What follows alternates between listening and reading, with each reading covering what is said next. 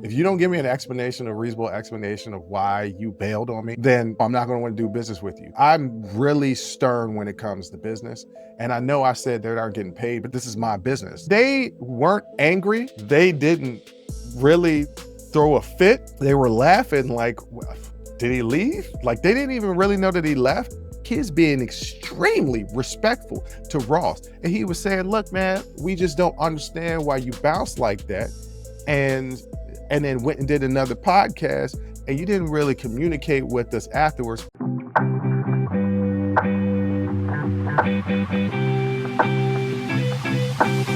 You know, a lot of people ask me about the guests that I have on the show and when are we going to have more guests on the show? Well, okay, first, let me address the latter.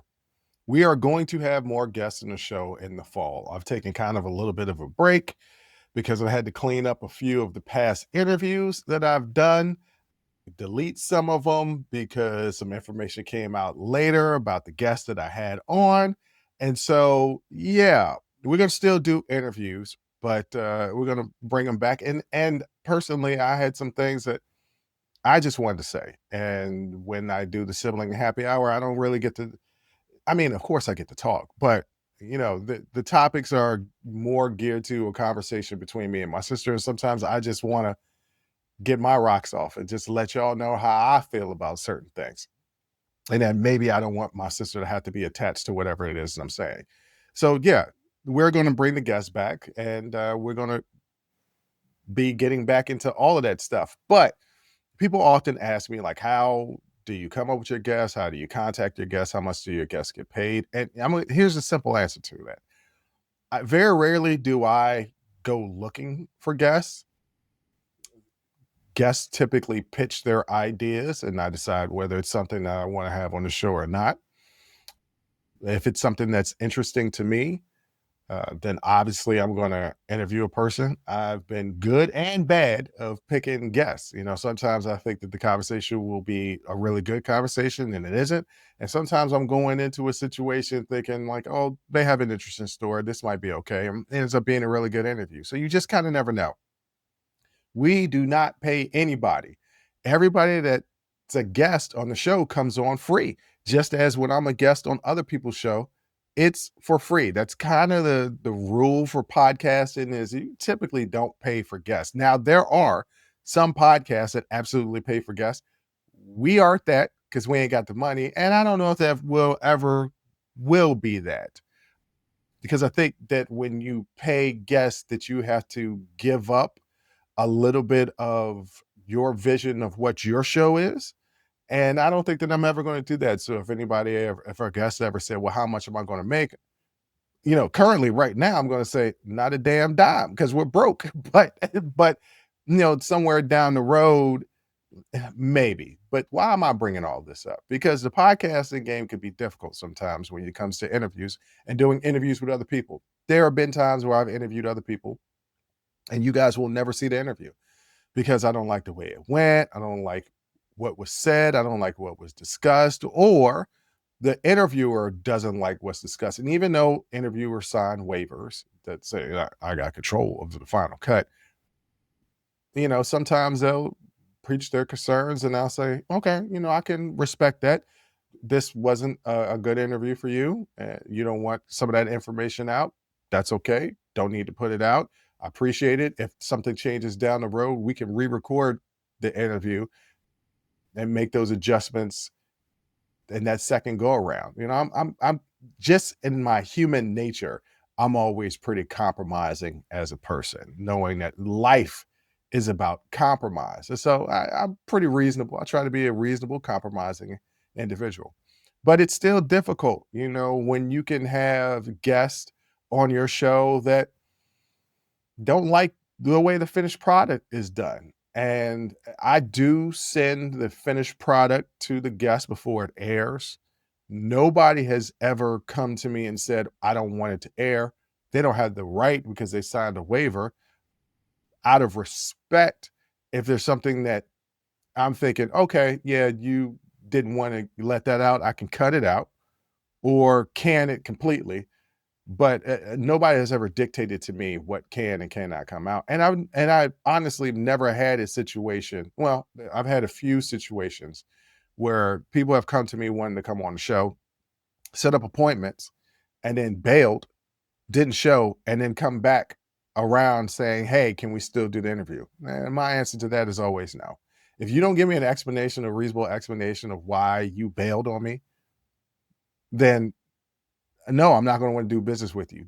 I'm really stern when it comes to business, and I know I said they aren't getting paid, but this is my business. This is something. This is my baby. So I'm very stern on the rules and parameters of which I work in this world and in my field, which is operating my baby, which is Unsolicited Perspectives. If you guys are not in the know in the hip hop community, there was a beef. There's a little beef. It wasn't like a Kendrick Lamar Drake type beef. It was a little beef between a podcast and a rapper. That podcast being 85 South, this 85 South show.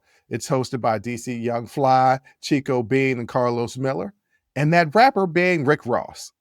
So, if you guys do not know what I'm talking about, I'm going to give you a quick synopsis, a quick history of everything that's going on, and then give my personal take on it. So, this disagreement between Rick Ross and DC Young Fly centers on an incident during a 2021 taping on the 85 South show.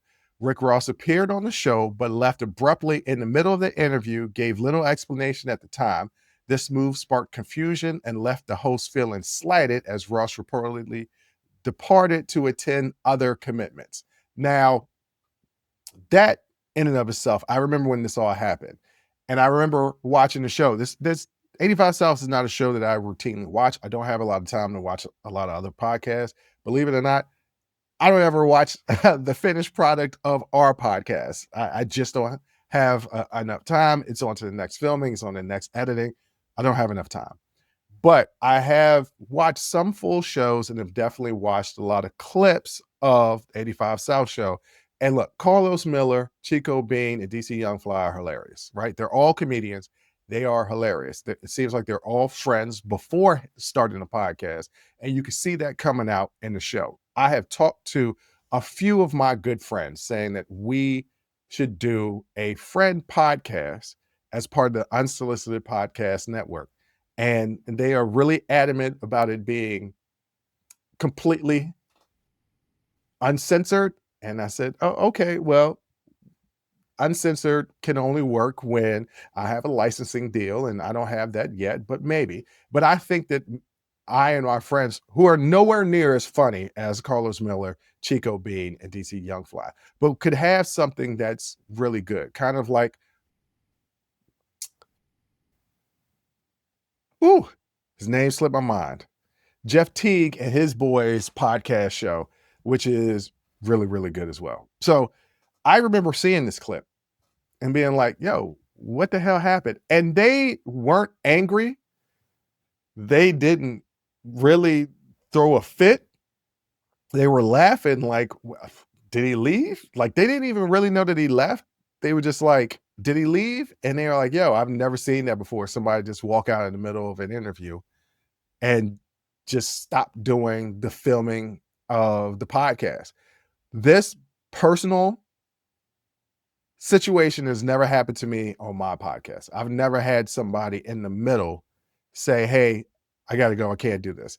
I have had podcasts run long and they say, "Hey, I got to go right now, but can we shoot more of this at another time?" And I've done that. But I've never had somebody just completely walk out. Granted, mine is done remote, theirs is done in-house, in person. So there's a little bit of difference there. But Rick Ross just walks out. So Ross' sudden exit, supposedly to catch a flight or handle other business, was not communicated clearly, leading to not real hard feelings, but some soft feelings among the 85 South team. The lack of transparency that was perceived as disrespectful. So the 85 South crew, they didn't have beef. They got love for Rick Ross, like a lot of people who love his music, got love for Rick Ross. But they were just like, yo, we had you on the show and you just kind of walked out and there was no explanation as to why. You said you had prior commitments, but that wasn't really specified beforehand and you just bounce. Now, this all happened in 2021. Why am I talking about it now? Well, DC Young Fly later expressed a little bit of frustration, not just about Ross leaving, but that he gave a lengthy and open interview to a different white-owned podcast right after filming their show. On this other show, Ross was fully engaged, including discussing topics like him being a former correctional officer, that the 85 South crew was like, hey, we're not going to talk about that out of respect. So this left DC Young Fly, feeling a certain type of way. And this is all coming out now because DC Young Fly was just recently on the Roy and Maul show, which is another podcast. They are a spinoff from the Joe Budden podcast. They were I think the original crew from the Joe Budden podcast, and they have their own podcast now. DC Young Fly was on that podcast talking about this incident because he was asked about it. And he said, with all respect, I love Ross. We just didn't understand why you would walk off, say you had other commitments, but then go to another podcast, a white-owned podcast, and which is nothing wrong. He's not making it a black or white issue, but what he was specifically saying is, look, we're a black podcast. You're a black artist that we're featuring, honoring you with respect. You would think that you would look out for us and just finish the podcast, as opposed to leaving us to go to another podcast that happened to be owned by white people, interviewed by white people, being fully engaged, which you weren't with us, and then talking about controversial issues that we would have never addressed with you. This is all understandable. And when DC Young Fly, I've seen the clip of this particular situation where DC Young Fly was talking about this. In this clip, he's being extremely respectful to Ross. And he was saying, look, man, we just don't understand why you bounce like that. And then went and did another podcast and you didn't really communicate with us afterwards. But it's all love. We still love Ross. I'm paraphrasing here, but these were his words. 4 years after the fact, this is the first time it's been addressed in 4 years. Rick Ross came back. Rick Ross's response to it, he posted, I think it was on his Instagram, that he says, Ross insisted he came to the 85 South show for free. He kept saying for free, didn't ask about analytics, and showed love. He jokingly complained about wasting a Gucci jacket on the appearance and requested lemon pepper wings next time, referencing, his Wingstop connection. So DC Young Fly in return set the record straight, noting that none of the high profile guests that they've ever had on the show have ever been paid. These high profile guests include T.I., Busta Rhymes, Boosie, and Snoop Dogg. None of these people have ever been paid. He said the show's success didn't depend on Ross and extended an open invitation for Ross to return, and even said we had 20 lemon pepper wings in the back the day that Ross visited. Join the conversation and follow the Unsolicited Perspectives podcast on Apple, Spotify, or wherever you get your audio podcasts.